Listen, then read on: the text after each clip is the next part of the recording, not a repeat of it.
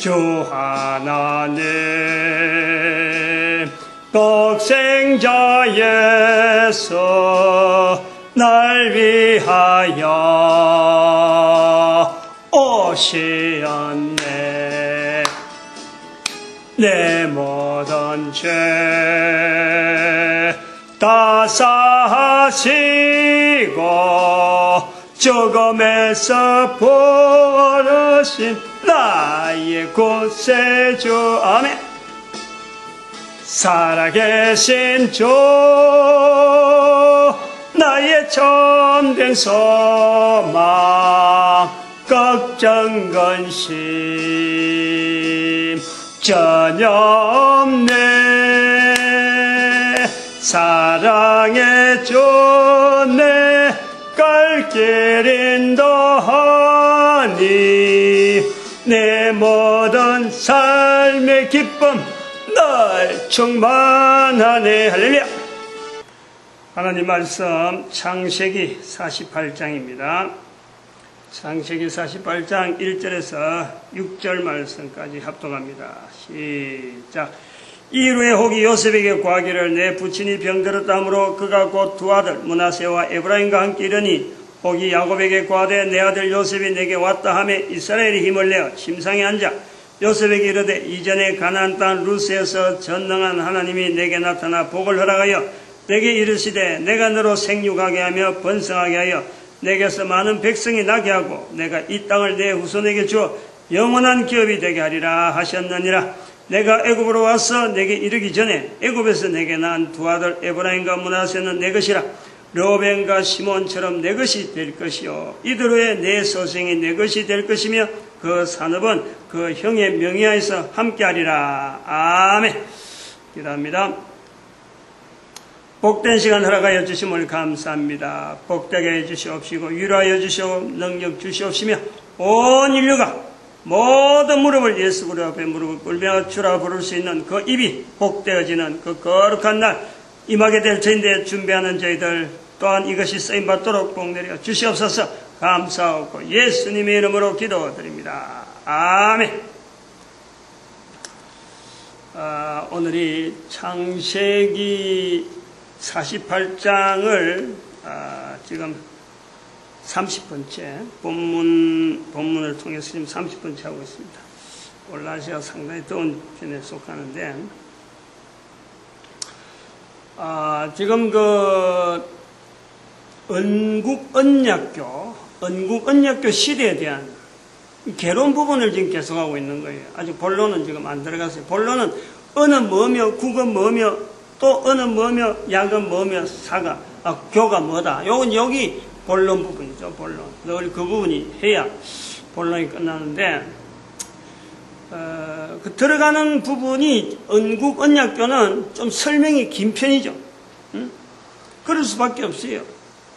이걸 시대적으로 누가 구분해놨고 이런 식으로 우리가 구분하자 미리 약속된 걸 다시 리뷰하는 것도 아니고 처음 시작해서 처음 표현하는 거니까 대단히 어려운 여러 가지 지금 표현들을 받아줘야 되고 말해야 되는 그런 지금 입장이 있습니다.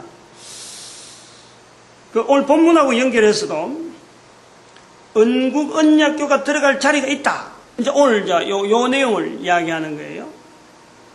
본문에 언국언약교가 들어갈 자리가 있다. 언국언약교에 대한 표현이 우리가 염두에 두는 그런 표현이 있다 이런 거예요. 지금 이 본문에서 창세기 48장에 있는 본문에서 야곱이 가나안 땅에 들어왔거든요. 와서 거기서 몇 년을 보냈어요. 근데 죽을 때가 되니까 가나안 땅에서 애굽에 들어왔을 적에 애굽에 먼저 와 있던 요셉도 결혼을 했거든.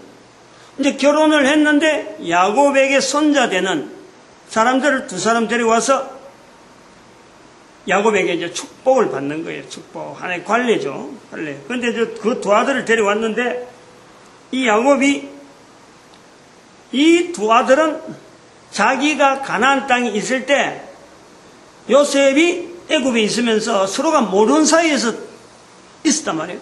서로가 모르는 중에 야곱은 죽었다, 야곱은 요셉이 죽었다 했는데 요셉이 살아서 그 소식 듣고 여기 온 거고, 근데 와보니까 죽었다 했던 그 아들이 손자를 또 둘이를 데리고 있다. 이 부분에 대해서 야곱이 말이요 해석을 하는 거예요.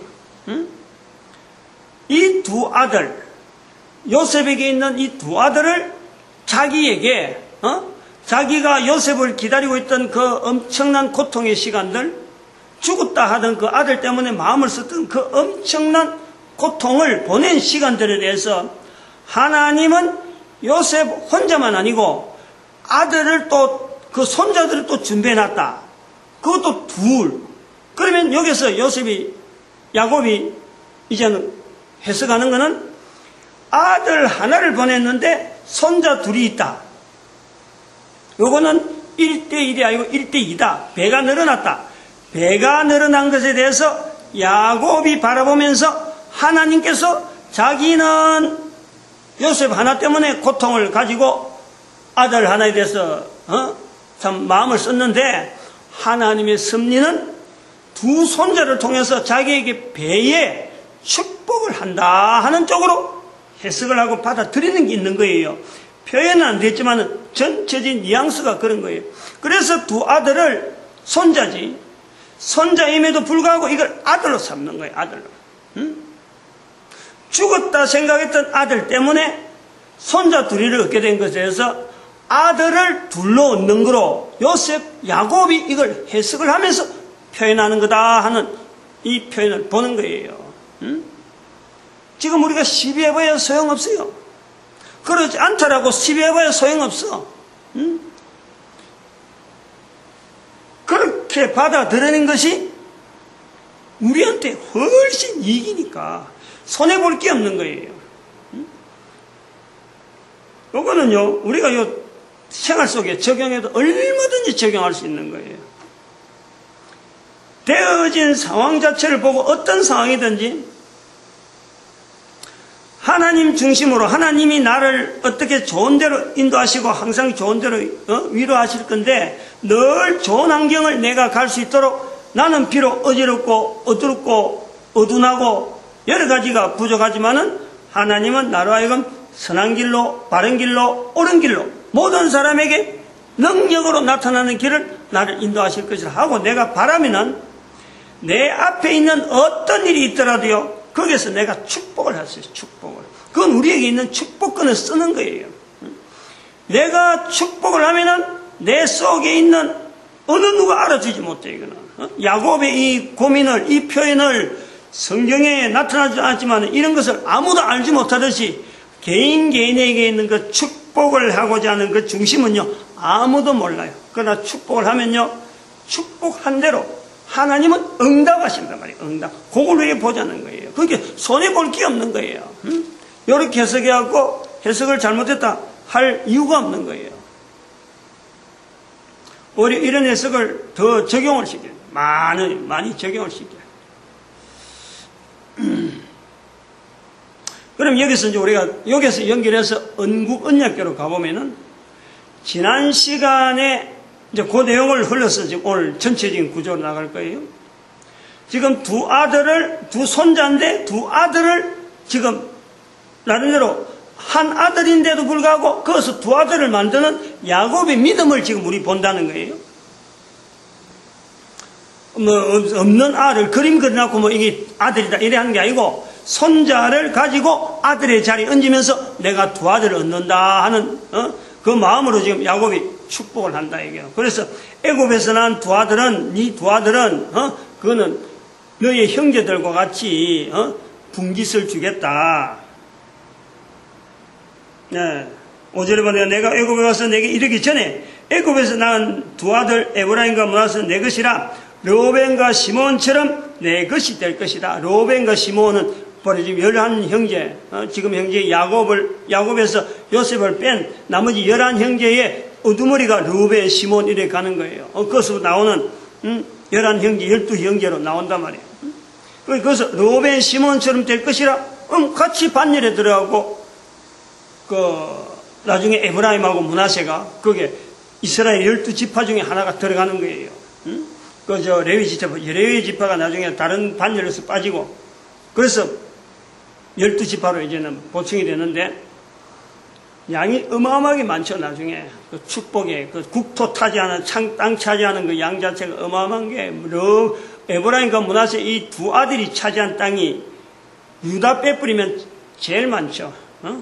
유다가 땅 전체는 남쪽 유다가 제일 많고, 그 다음에 북쪽으로 나오는 이 반열에 있는 지파들은요, 에브라임과 므낫세가 제일 많아요. 둘이 합해보면 다른 데서, 둘이 합한 거하고 다른 10지파, 9지파하고 합해봐야 땅 대결이 안 돼요.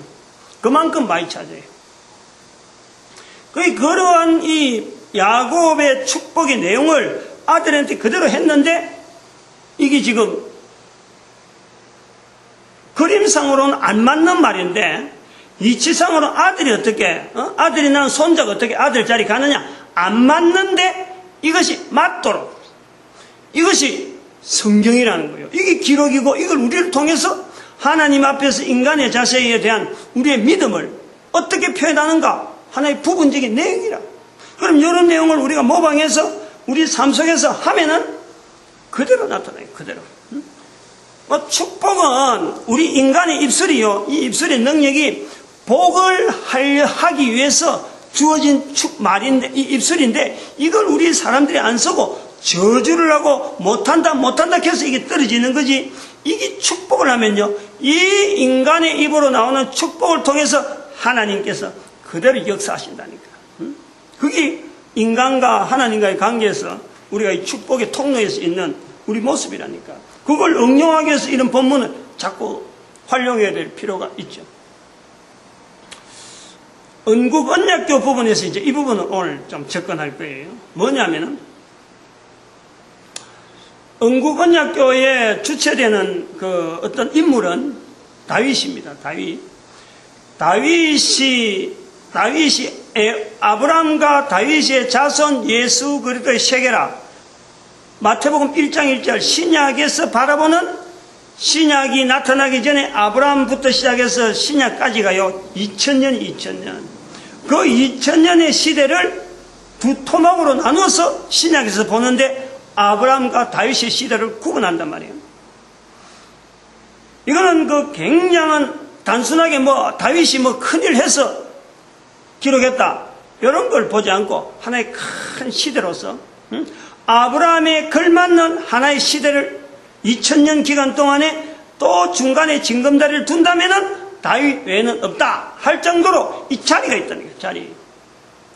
그래서 우리는 지금 성경을 통해서 온 인류의 시대를 성경에 기록되어지는 유대인들의 역사가 아니고 성경에 기록된 기록을 통해서 온 인류의 시대를 우리가 어느 시대로 볼 거냐 하고 지금 구분한 거예요. 그리고 2013년부터는 지금 모든 인류가 적용해야 될 부활통일 시대로 보고, 성경이 끝나는 지금부터 2000년 전에는 은사, 언약회, 그건 성경 바뀌니까 모든 사람들이 그냥 우리 모든 사람에게 하는갑다 하고 그걸 바라볼 수 있잖아요. 2013년부터 이제 선포를 했으니까 모든 사람들이 다 바라볼 수 있단 말이에요. 그런데 성경 안에 있는 이 기록에서의 2000년, 아브라함부터 시작해서 성경 끝나는 그 시점까지 2000년의 기간을 어떻게 자르고 어떻게 모든 인류에게 적용하는 어떤 시대로 볼 거냐, 요 내용이라. 그래서 여기에 들어가는 부분에서 지난번에 우리가 은사 언약회를 이야기할 때 은땅 언약자로 하는 이 1000년이 있어요. 아브라함부터 시작되어지는 1000년의 기간이 있다니까. 다윗까지의 1000년. 그래서 은땅 언약자로 주어지는 그 1000년의 기간은 이스라엘 백성들이 1945년에 이스라엘의 회복이라는 그 사건을 통해서 은사 언약회를 겨냥하는 하나의 모델적인 어떤 시대에 그 1000년을 우리가 봤고, 언국 언약교는 부활 통일 시대라 하는 지금 2013년부터를 비추는 그 모델로 언국 언약교로 본다. 이렇게 이야기를 해놨단 말이죠. 그래서 거기에서 주가 되어지는 언국 언약교라고 하는 거기에서 나타나는 그 주되는 내용이 바로 다윗을 통한 이스라엘 백성들이 다윗이 성전을 지어지는 그 사건을 통해서 왕으로 되어지고 아들이 성전 짓고 그냥 뭐 생각 없이 그냥 역사가 가는 거예요. 지나간 거예요. 지나간 다윗 왕이 있고 솔로몬 왕이 있고 누가 뭐 참 아브라함 뒤에 징검다리 낳겠다 이런 생각 없이 그냥 지나간 거예요. 그런데 그러다가 586년에 있었던 바벨론 포로 사건 하나가 이스라엘 백성들 하여금 지나온 시대를 눈이 번쩍 뜨게 한 거예요. 아브라함부터 한 1500년 지난 거고 다윗부터 한 500년 지난, 그래서 일어나는 586년에 있었던 그 천년의 다윗 시대의 중간쯤 되어지는 586년에 6년쯤에 이걸 만나니까 400년 지나서 결국 만난 건데, 만나서 보니까 이스라엘 역사가 그냥 이게 단순한 역사가 아니고 다윗을 통해서 특별히 자기들이 바벨론에 포로 가보니까 애굽의 포로 시대를 겨냥해보고 바벨론 포로되어 있는 지금 보면서 애굽하고 연결해서 이스라엘이라는 위치를 보니까 이게 중간 위치에 있단 말이에요. 중간에. 한쪽에는 서쪽에 아주 끝에 있고 지금 바벨론에서 볼 땐 그런 거예요. 동쪽 끝에 지금 자기들이 있단 말이에요.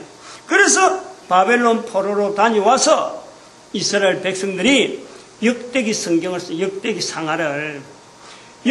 상하를 쓰면서 이스라엘 백성들이 걸어가야 될 방향을 내다보면서 기록한 것이 역대기 상하라니까. 보통 역사는 지나온 것에 대한 기록인데, 지나온 것에 대한 기록 그냥 객관적인 사실을 나타내는 거예요. 스토리지 그냥 말이야. 그냥 역사적인 시점에서 연대와 사건과 인물과 환경들을 이렇게 쭉 적어내는 거예요. 그러나 역대기 상하는 그런 역사서가 없어서 만드는 것이 아니고 사무엘 상하, 열왕기 상하라고 하는 성경 4권이 번연히 역사서로 있는데도 불구하고 역대기 상하를 기록을 해야 될 필요에 의해서 기록을 한 거라. 그것은 다름이 아니라 바벨론 포로로 다녀보니까 이 내용이 이스라엘 역사 자체가 객관성을 두면서 애굽의 사건과 바벨론 포로 사건이 전혀 별개가 아니고 이게 뭔가 끈이 꽉 있다는 거고, 그 요래끈이 있다는 것은 앞으로 자기들의 그런 이유로 자기들을 통해서 후손들이 분명히 지금 여기 연대가 되어서 영향을 받아서 이스라엘 역사 걸어온 걸음에 영향이 있겠다 하는 것을 통해서 어느 연대를 두고 어디를 초점해서 그러면 역사를 다시 구성해야 되느냐. 이스라엘이 가장 하나님 앞에 기쁨이 되었던 시대. 자기들은 지금 다윗을 지나서 한 400~500년 지났으니까 다윗도 잊어버렸어요. 솔로몬도 잊어버렸어요. 그 체적에 대해서 그렇게 관심 가질 그런 이유가 없어요. 그런데 고려하면서 바벨론 포로로 다녀와서 보니까 이스라엘 역사 가운데 아브라함부터 도래했던 출애굽되어졌던 사건, 그러나 자기들이 바벨론에서 포로되었던 사건, 거기에서 왜 이런 포로가 왔느냐, 왜 아브라함은 미리 그러면 애굽에 갔었느냐, 자기들을 비추는 거 있는 거예요. 바벨론 포로를 비추면서 애굽의 포로를 하나님께서 이미 약속하셨다.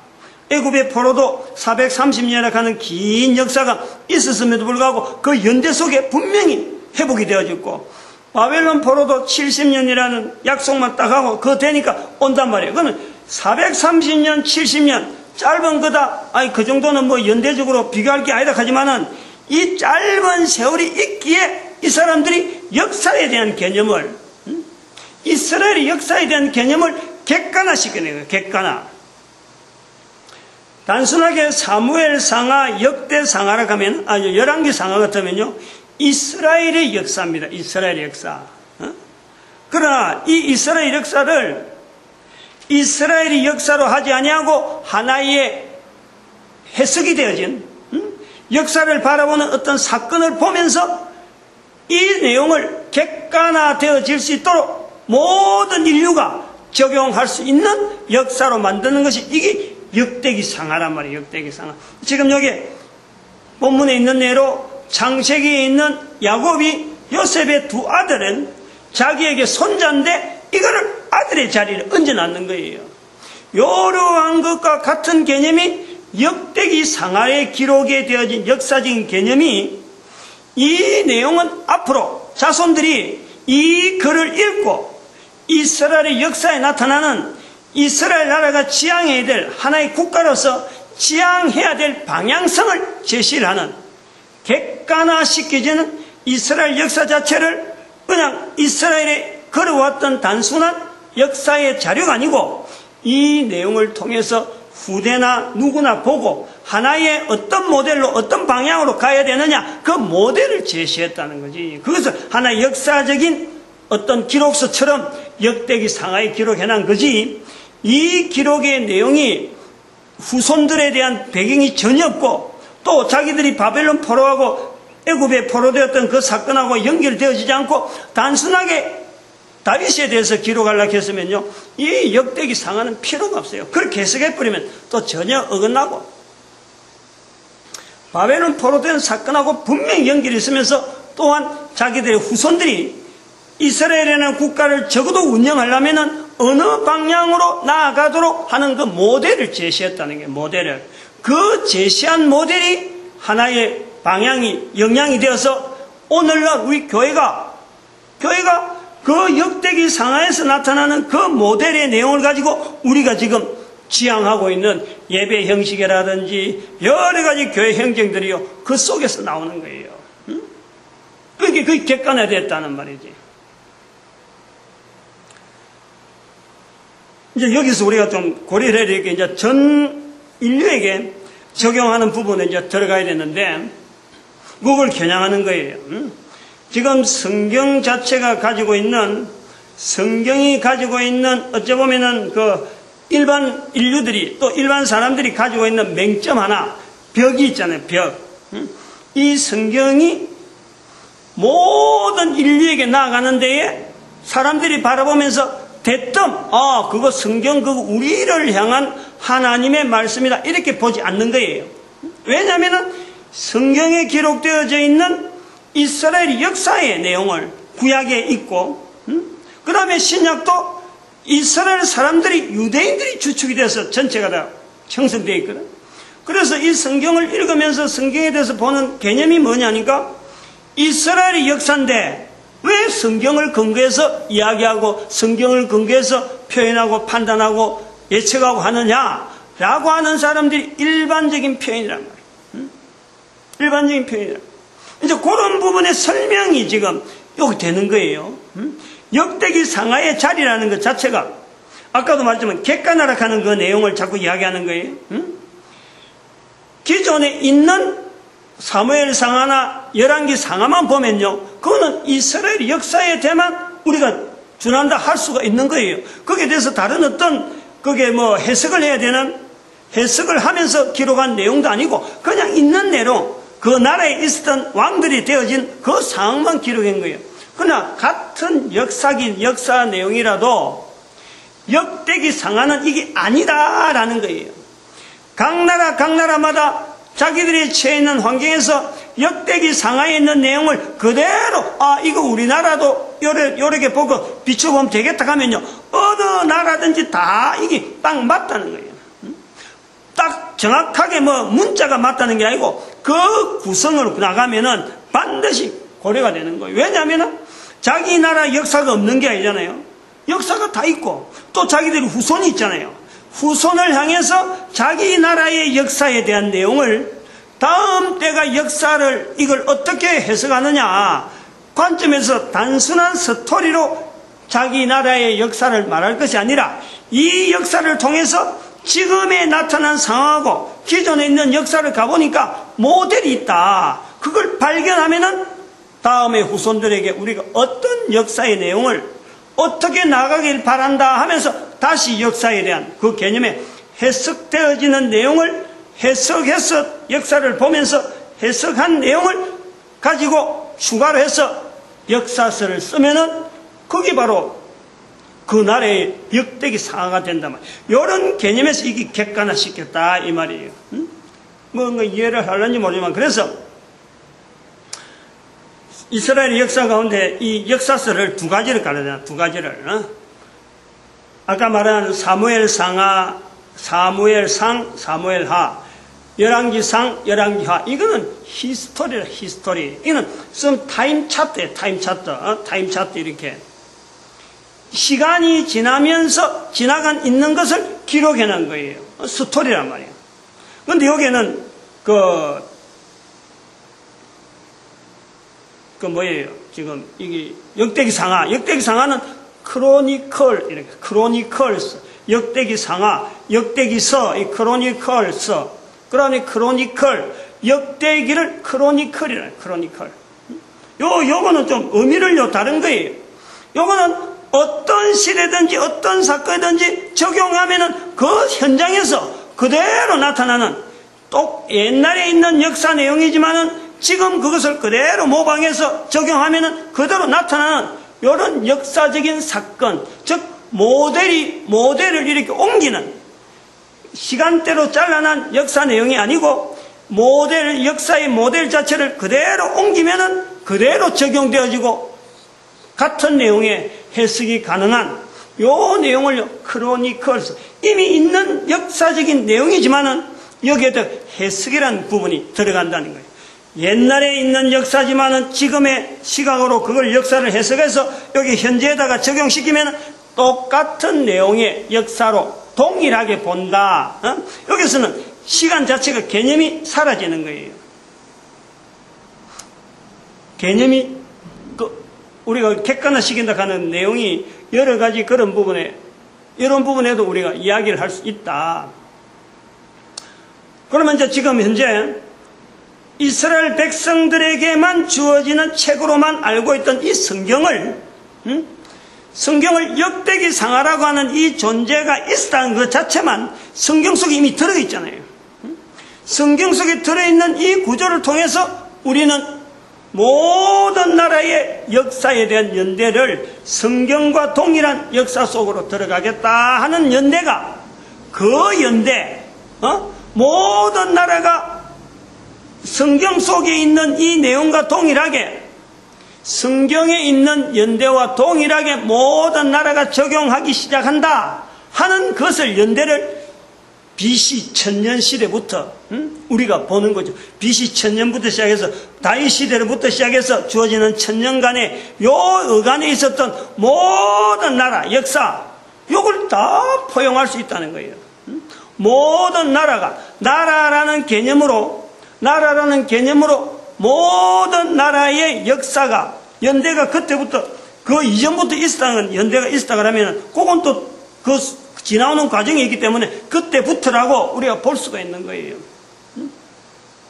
왜 그렇게 보느냐 그러면 역대기 상하가 가지고 있는 그 의미 때문에 이스라엘 백성들에게 있었던 구약에는 표현되지 않는 하나님 나라에 대한 표현이 신약에 갑자기 확 나타난단 말이에요.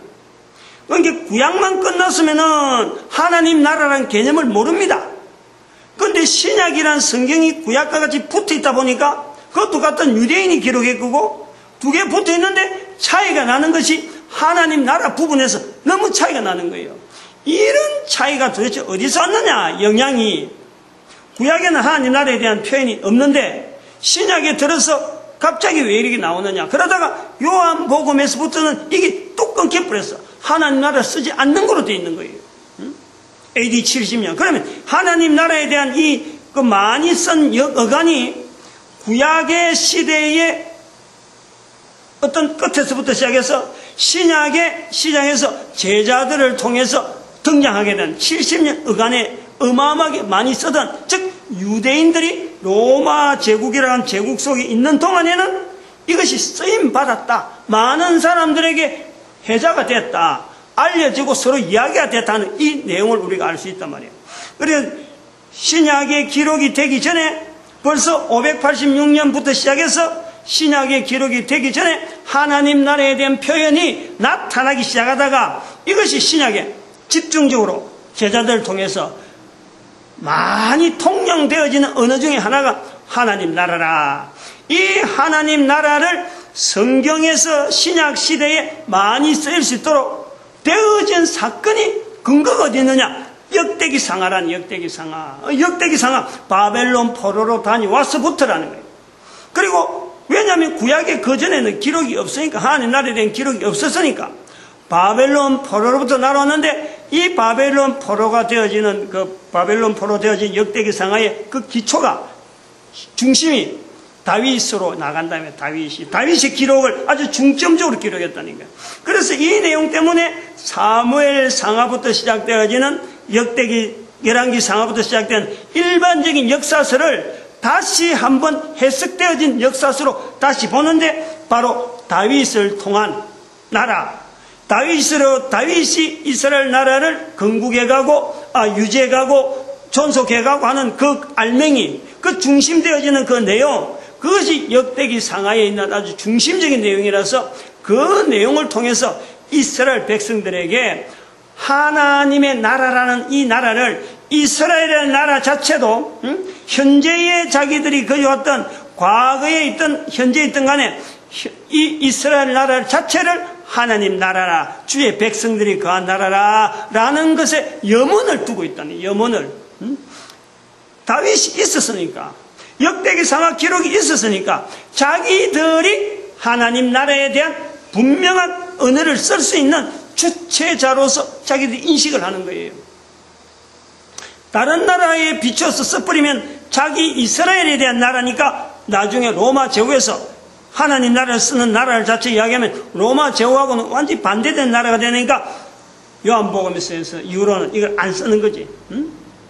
이스라엘 백성들이 로마 제국에서 이제는 잠적하고 난 뒤부터는 하나님 나라에 대한 표현이 쓰지 못하는 그런 어떤 현상을 우리가 보는 거예요.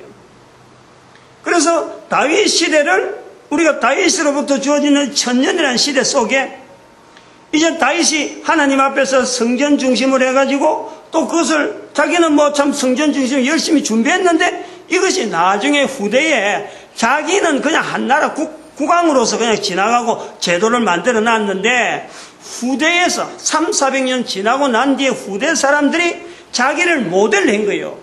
근데 다윗은 그걸 모르잖아요. 다윗이 그걸 뭐 내가 모델 된다 하고 뭐 이런 것도 아닌데, 그냥 단순하게 통치를 했는데 후대 사람들이 바벨론 포로 되어지는 경험을 통해서 뜨거워라. 그래가지고 역사를 다시 보면서 유다 왕이 있던 그 다윗 왕국에 대한 그 위치를요 아주 부각을 하면서 이스라엘 백성들이 건국적으로 나아가야 될 나라가, 나라 형태, 로마 제국 안에서 뭐 자기 나라를 어떻게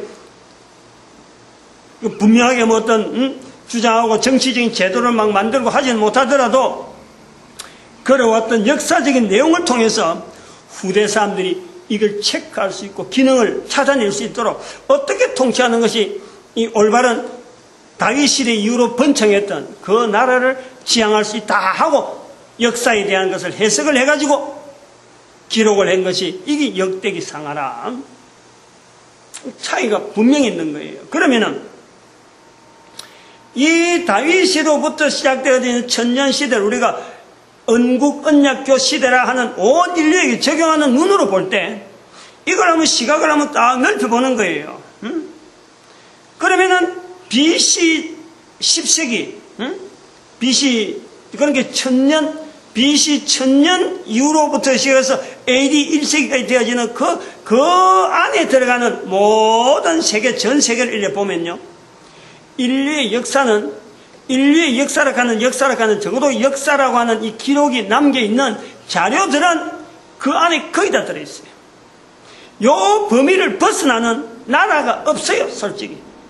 중국이 5000년이라 그래도 중국의 5000년 중에서 기록으로 분명히 확인할 수 있는 이 역사라는 거예요. 역사적인 기록을, 자료를 보면서 말할 수 있는 연대는요, 이 다윗으로 된 다윗 시대라고 하는 이 천년, BC 천년 안에요, 모든 자료들이 그 안에 다 들어있어요. 다 들어있다라고 해도 과언이 아닐 정도라. 그 전에는 적어도 아브라함부터 시작되어지는 언땅 언약자라고 하는 그 시대, 지금부터 우리가 2000년부터 2001년 그 사이에 BC 2000년부터 BC 1001년 그 사이의 간격은 기록으로 남아있는 게 없어요. 기록으로. 인류 시대가 그래. 인류 시대가 문자라든 문명이라든 이런 여러 부분에 여기에 기록으로 남아있는 내용이 없어요.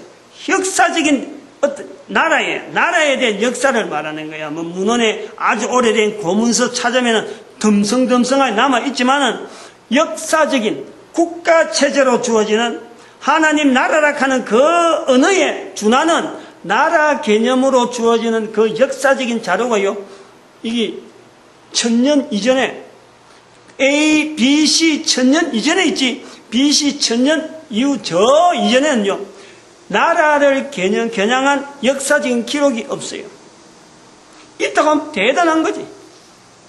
이제 여기서 보면은 지금 우리가 이 언국 언약교라 하는 이 범위를 전 세계 사람들이 넓힐 수 있는 하나의 시각이 나오고, 그리고 이걸 또 넓히다 보면, 이걸 또 우리가 적용해 보면은 하나님 나라라 하는 그 범위가 단순한 성경에서만 기록되어지는 유대인들이 해석해서 하나님 나라라 하고 그렇게 해석해서 역대기를 기록했다 그러면 아까들처럼 자기들의 기록이 만약에 BC 1000년부터 시작해서 기록이 남아있었으면 그 기록의 그 기록들을 그 기록의 사항을 이렇게 전부 다 자기 나라 사항을 이렇게 갖다 놔도 이거는 성경 아니고 우리나라 글이라 하더라도 그 내용을 지금에 비추어서 지금에 비춰가지고 지금에 있는 상황을 비춰가지고 이 일들이 있어지기까지 연결되어진 이 과정, 그때 BC 1000년부터 시작해서 지금 현재 있는 이 과정까지 수천 년에 걸쳐왔던 그 역사적인 과정 속에서는 수많은 그 내용들을 하나의 통으로 딱 관철해가지고 도대체 이걸 누가 이렇게 만들었느냐, 누가 이런 우리를 하여금 지금 있는 이제 요 내용과 과거의 수천 년에 기록된 내용을 이렇게 일직선으로 딱 연결해서 그럼 우리 민족이 우리나라가 여기 있는데 이 일을 누가 했느냐, 그럴 때에 말할 수 있는 것이 어느 나라 어느 민족이라든지 거기서 말할 수 있는 누가 했느냐 말할 적에 누가 했다 하겠어. 그거 말할 수 있는 사람이 있겠어요? 아무도 없어요. 유일하게 한 단어로 통일시킬 수 있는 것이요, 그게 하나님이 하셨다, 이거밖에 없단 말이에요. 내용이 뭔지 알겠어요? 지금 이 표현이 이게 지금 아까처럼 계속해서 지금 연결하려고 하는 부분이 안 될 내용인데 불구하고 말을 할 수 있는 거예요. 지금 이거를 아들이 아니고 손자인데도 불구하고 두 아들을 만드는 야곱의 내용이란 말이에요. 아버지로서의 얼마든지 하지, 얼마든지, 즉 눈을 뜨고 입을 열리면 되는 거예요. 2000년 전 3000년 자기 나라의 역사가 어떤 상황의 역사가 있든지 그 역사가 지금하고 연결되는 과정에는요, 그 나라 자체가 있는 환경, 그 자리에 동일한 자리가 돼야 되지.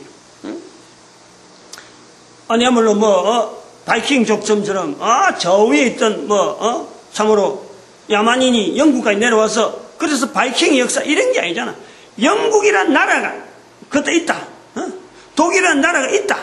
중국이란 나라가 있다. 저 잉카 제국이 있던 잉카 제국이 있다. 마야족이 있다.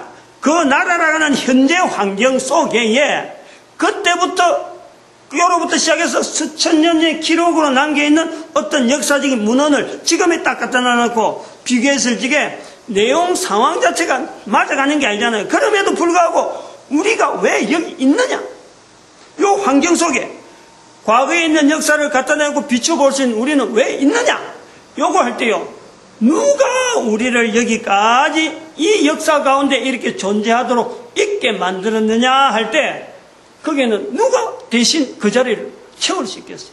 조상들이 어느 누가, 조상 중에서 어느 누구를 그 자리에 였겠어요? 못합니다. 못해요. 역대기 상하의 내용이 바로 그런 내용이란 말이에요. 다윗으로부터 시작돼서 하나의 나라 형성이 되어졌지만은 이렇게 일이 되어지도록 한 것은요, 하나님이 하신 거예요. 응? 이 성경에서 우리가 오해하는 부분이 바로 이런 부분이라. 성경에서 하나님 나라 그러니까 이스라엘 사람들만 하나님 나라 쓰는 줄 알죠? 하나님 나라는 모든 나라가 쓰는 거예요. 응? 하나님 나라의 해석이 그래야 된단 말이에요. 모든 민족, 모든 사람들이 다 하나님이란 이름을 써야 되는 거예요. 더구나 그 이름에 하나님이란 이름을 쓰는데 한글처럼, 우리나라 말처럼 좋은 말이 없는 거예요. 그래서 한글이 대단하다는 거예요. 앞으로 천년시대를 겨냥해서 한국 사람이 쓰임받을 요소 중에서요, 여러 요소 중에서 한글의 자리, 특별히 하나님이란 자리가요, 이게 있는 거예요. 이걸 우리 국민들이 알아야 돼요. 또 안 돼가는지 모르겠는데, 전 인류 가운데 이스라엘 백성들이 하나님 나라 그러니까 마치 이스라엘 백성들만 하나님 나라 하는 줄 아는데, 실제로 여기 와서 이 본문에서 이게 보면은, 오늘 요 설교를 통해 보면요, 하나님 나라는 구약에 안 나온 거란 말이에요. 구약에 나온 내용이 아니에요. 신약에서 등장하는 것이 하나님 나라라는 거예요. 신약에 등장했다는 것은 구약에 있는 이스라엘 백성들은 역사 가운데 자기들 나라를 하나님 나라라고 표현하지 않았어요. 나중에 바벨론 포로로 들어오면서 자기 나라가 어떻게 운영되어져야 되겠다, 다윗이라는 모델을 두고 이스라엘 백성들이 운영되어질 나라에 대한 방향을, 역대기 상하를 나타내다 보니까 그걸 읽는, 역대기 상하를 읽는 이스라엘 백성들이 그때부터 비로소 자기 나라에 하나님의 나라가 임하기를 바라는 거예요. 그 모델이 이스라엘 역사 가운데 곳곳에 있었으니까 수많은 이스라엘 역사 가운데 하나님의 통치, 하나님을 인정하는 여러 영향이 있었는데, 이스라엘 백성들이 바벨론 포로 이전에는 우상을 섬기고 하나님을 원망하고 불평하고 출애굽을 하는 과정에서도 그 수많은 그 불평 불만들, 그것이 이스라엘 백성들이 가지고 있는 거예요. 그런 상황에서는 감히 자기들을 하나님 나라 할 수가 없는 거예요. 하나님 나라는 도래하는 거로, 오는 하나님 나라로, 임재하는 나라로.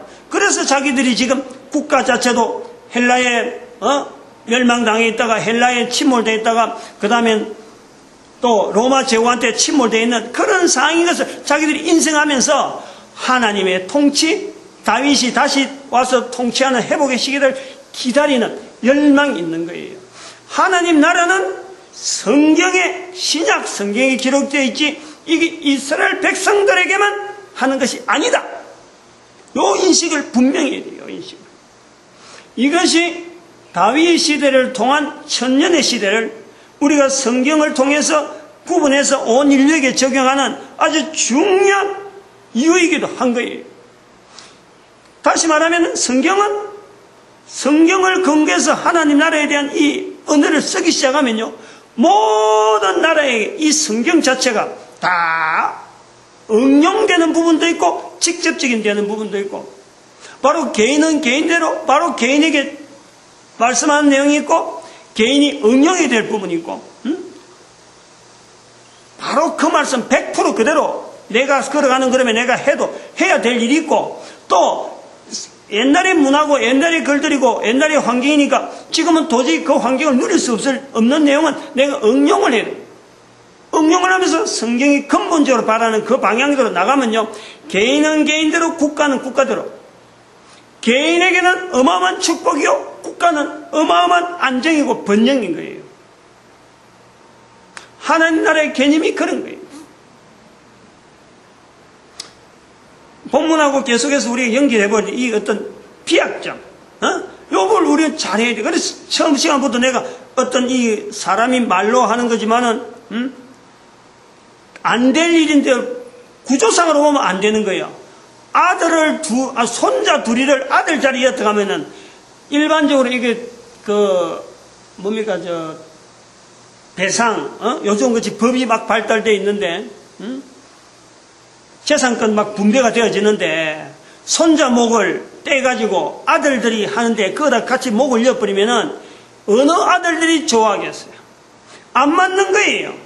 안 맞는 거라. 그러나 성경을 통해서 우리가 봐야 될 시각 하나는 지금까지 안 맞는 쪽만 생각했지 맞는 쪽 이런 걸 안 들어서 그런 거예요.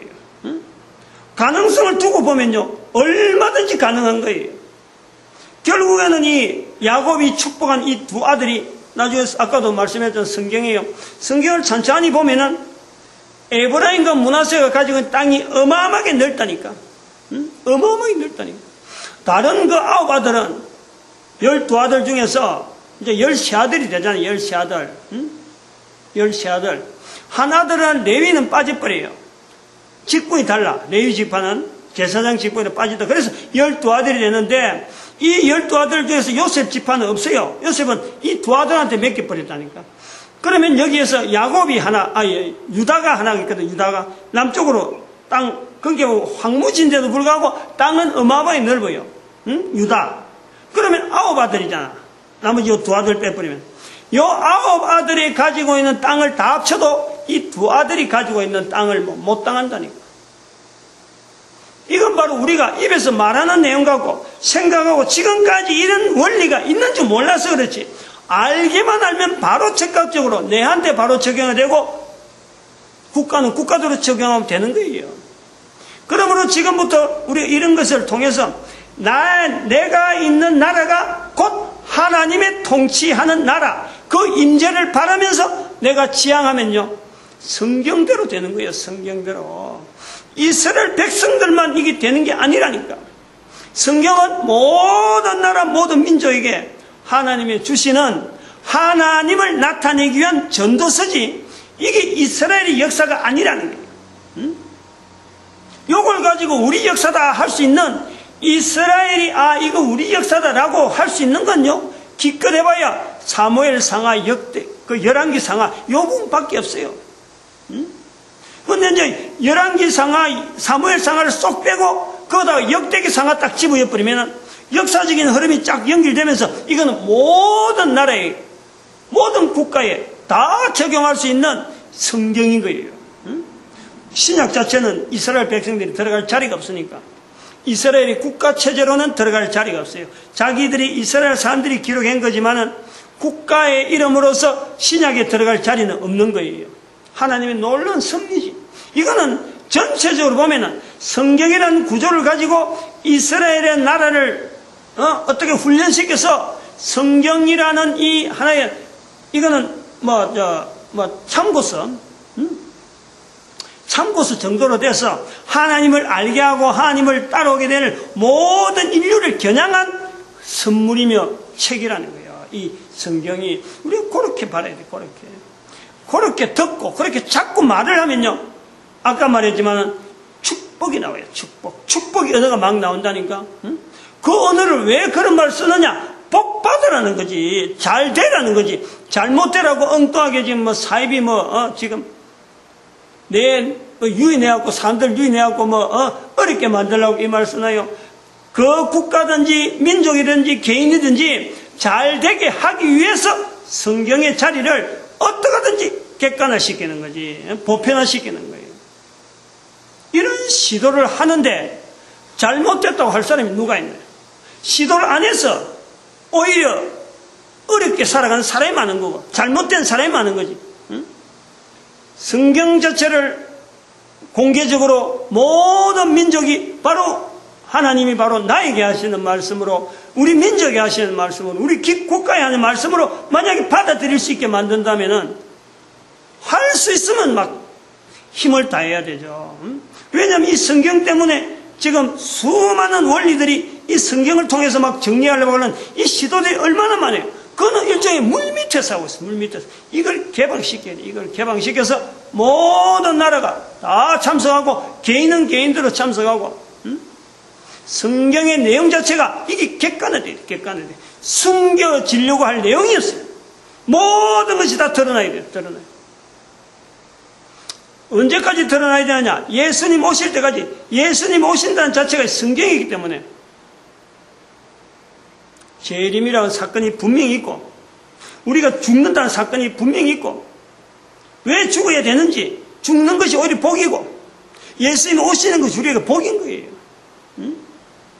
이런 것을 객관화시키면서 인류가 내 자신을 비춰볼 수 있는 나름대로 하나의 성경책이 주어진 것만 해도요, 이게 우리 인류가 참 감사하고 감사해야 될 일이지. 개인이 성경을 뭐 이스라엘 책이라고 하고 한 국가에 대한데, 이스라엘도 자기들 책이라고 지금 말할 수 없는 입장에 있는데, 이스라엘 백성들에게 물어봐요. 이게 어떻게 성경이 자기들 책이냐고. 말을 못해요. 구약은 뭐 떠듬떠듬 말을 하려고 하지만 신약에 들어오면 말을 못해. 그러니까 성경을 자기들 책이라 말 못한다는, 이 성경이 아주 묘한 구조로 되어 있다니까. 왜냐?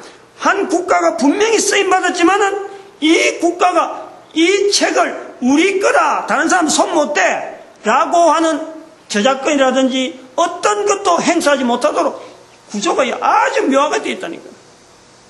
그런 걸요, 현실적으로 직시를 하면서 이게 바로 하나님의 섭리구나, 이게 바로 하나님이 하셨구나. 그래서 온 인류가 살아가는 이 자체가 하나님의 나라로서 지금 우리 인류가 어떤 방향으로 나아가야지 하는 이런 모델을 말이죠.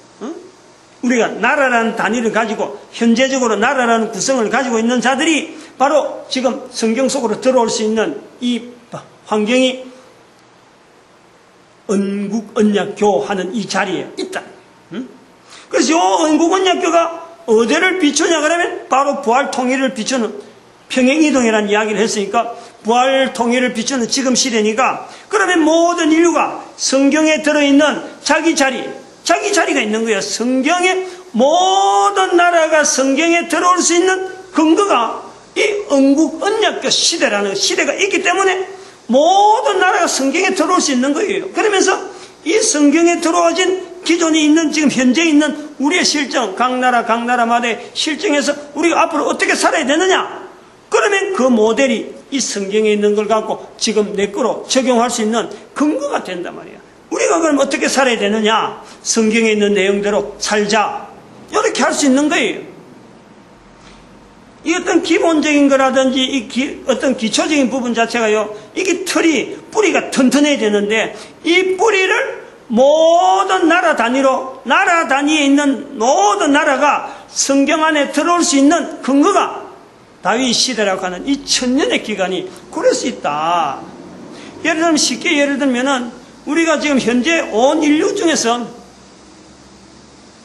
공인하고 공유할 수 있는 인물, 어디 누구를 들고 세계적인 인물로서 그거는 뭐 참 예수 그리스도보다 일찍 왔고 하는 이런 인물로서 전 세계 사람들의 머릿속에 남아있는 인물은요, 전부 다 언제 있느냐면 바로 요 다윗 시대로부터 주어지는 이 언국언약교 시대에 주어지는 거예요. 석가가 출생이 557년에 간 사람도 있고 562년에 간 사람도 있고, 그 BC라 BC, 천년 안이라. 바벨론 포로가 벌써 586년이라 훨씬 빨라요. 석가 출생보다 바벨론 포로가요 훨씬 일찍 있어요. 586년. 그래서 석가는 태어나서 예수에 대한 이야기를, 예수에 대한 인격적인 보담도 예수에 대한 이름 자체에 대한 것을 굉장히 일찍 석가는요 들었을 거예요. 예수란 그 이름 자체가 구원이니까. 그래서 석가는 나라를 국왕의 그 어떤 자리에 있었기 때문에, 국왕보다도 국민들을 다스리는 어떤 지도자의 자리에 있었기 때문에, 왕궁에 있었기 때문에 국가에 영향을 미치는 주변 나라 사람들의 인물들을 막 이렇게 섭리한 중에 예수란 이름을 분명히 오래전부터 들었을 거야. 그래서 자기가 언어를 제자들에게요 예수에 대한 이야기를 분명히 남겼을 거야. 저는 그래 보고 있어요. 제 전도지에 그런 거 관계된 글을 써놨기 때문에 이걸 좀 연구를 좀 했단 말이에요. 석가가 562년, 그보다 일찍이 586년에 바벨론 포로에서 페르시아니까, 페르시아에 가 있던 유대인들이 예수 이름을 남기고 인도하고 바로 접경지 되니까 인도에서 예수에 대한 이름들을 바벨론 페르시아에 포로되었던 그 영향이 인도에서 들을 적에는 어떻게 저런 포로가 있느냐, 다리오 왕이라든지 이럴 때 아닥사스라 왕으로 나오는 그런 사람들의 경험에서 우리가 에스더 왕비라든지 모르드게라든지 그 다음에 여러 가지 그 다니엘이라든지 이런 포로된 사람들이 그 포로되어졌던 나라에 대한 영향 미친 거 그걸 인도에서 듣잖아요. 그러니까 그런 포로 같으면은 얼마든지 한번 기대해 보려잖아. 포로가 그 정도 했다면은 그 이스라엘 나라가 미쳤던 하나의 영향, 하나의 나름대로 전도를 했던 그 영향을 우리가 석가의 언어 속에서 우리가 보는 거예요. 그것이 제가 우리가 전도지 라마가경 38장 8인가 하는 이 표를 하면서 예수가 오시면 내가 아는 내용은 지식은 등 없는 기름 없는 등과 같다 하는 이런 표현에 말을 뭔가가 연결했을 것이다. 그것을 제자들이 듣고 기록을 남기면서 좀 오해된 자기 나름대로 좀 더 잘못된 계산했던 내용이 들어갔긴 들어갔겠지만 석가가 직접 남긴 글은 없으니까 석가가 남긴 말을 제자들이 이걸 기록했어요. 그것도 100년인가 200년 지나고 난 뒤부터 그래 기록했으니까 굉장히 많이 이게 말이죠. 해석하는 부분이라든지 이게 전달되는 과정에서 오류적인 부분이 너무 많죠. 어쨌든 석가가 예수에 대한 이야기는 언급했다는 것은 바벨론 포로되어는 이 페르시아의 영향을 줬던 그 유대인들에 대한 영향, 그것이 분명히 있었을 것이다 하는 것이 586년이라는 시대와 562년에 석가의 출생의 그 간격이 벌써 20년 나오면서 석가가 나이가 들어가고 있을 적에는 40년 정도 기간이 있단 말이에요. 이런 걸 연미하고요. 그리고 공자만 하더라도 551년이라 551년. 공자로 말미암아 주어질 때도 이 중국이 나라 체제가요 굉장히 허술한 거예요. 나라 체제를 할 거 없고 그냥 몇 명이 군주하고 니 군주해라. 내가 돈 좀 대줄게. 이런 식으로 서로 타협해가지고 군주 삼았다가 그 군주가 죽으면은 또 다른 사람 니 앞에 군주 죽었으니까 내 대줄 테니까 당신 군주해. 하나의 방패막이 비싸게 쓰던 것이 공자시대의 왕나라 이야기라. 그 앞에는 나라라고 이야기할 만한 것이 없죠. 그러다가 차츰차츰 진나라의 221년 BC 221년에 진나라의 통일시대, 요것이 어찌 보면은 전 세계에서 가장 먼저 국가체제를 이루는 아주 확실한 어떤 그 표본이 아니냐, 그래 보는 거예요. 나라 체제는 그렇다는 거예요. 그 전만 하더라도 국가체제라 하는 것이 애매한데, 진나라 시대 진시황의 진나라 시대를 통해서 중국을 통일했다 하는 그 시대부터는 우리는 온 인류가 국가체제라고, 국가체제에 들어갔다라고 말할 수 있다 하는 것, 연대가 그래서 근거가 있다는 거예요. 그러면 이것은 벌써 성경에 나타난 다윗 시대 이전, 다윗하고 비교해보면 연대적으로 굉장히 후진국. 그러니까 성경에 있는 기록을 후퇴해볼더라도 그렇다. 그러면은 모든 인류가 지금 있는 각 나라에 있는 그 위치에서 자기 나라의 역사, 어떤 내용을 걸어왔든지 현재 있는 위치에서 국가적인 개념을 가지고 접근할 수 있는 어떤 성경적인 자리가 바로 다윗 시대라 하는 이런 그 언국 언약교 시대, 우리가 들어가는 그걸 보는 거예요. 오늘은 요 정도로 하고 넘어갑시다. 그래서 다음 시간부터는 조금 이 부분을 조금 더 구체계 성경에 있는 내용을 가지고 한 번 더 풀고 적용을 할 수 있는 부분을 나타내고 정리를 할 것이고, 오늘은 조금 열도 많이 나고 중심 자체는 하나님 나라라 하는 이 언어의 출발점이라는 것이 다윗에서부터 나왔는데, 다윗도 써다내고 또 이스라엘 사람들도 이걸 써도 안 했어요. 자기들이 우리가 하나님 나라라 이런 표현을 하지 않았어요. 그런데 신약에 있는 여러 가지 자료들이 하나님 나라라는 말을 많이 썼다. 요걸 근거해서 우리가 그러면 언국 언약교 시대 전체를 우리가 하나님 나라 개념으로 이제 확산시키는 개념 볼 때 현재에 있는 각 나라라 모든 나라가 앞으로 지향해야 될 국가적인 방향이 하나님 나라로 나아가는 방향으로 지향해야 되는 것이 언국언약계와 부활통일시대의 이 평행이동의 관계에서 우리가 연결해 볼 수 있는 하나의 구조다. 구조적인 또 구도적인 그런 면에서 우리가 발견했다라고 인식을 하는 거예요. 그것이 이렇게 표현하려고 하는 이 시도가 지금 본문에 있는 대로 야곱이 손자를 두 아들의 자리로 올리는 이런 격상시키는 어떤 내 나름대로 축복하려고 하는 거지 이걸 가지고 막 희죽고 난잡하게 말라는 그런 내용은 절대 아니다. 의도적으로도 그렇고 또 개인이 이래 받으면은 반드시 그가 야곱의 자리에 있듯이 그 후손들이 반드시 이를 축복받는 어마어마한 축복이 나타난다. 그렇게 보려고 합니다. 기도드립니다. 할렐루야 함께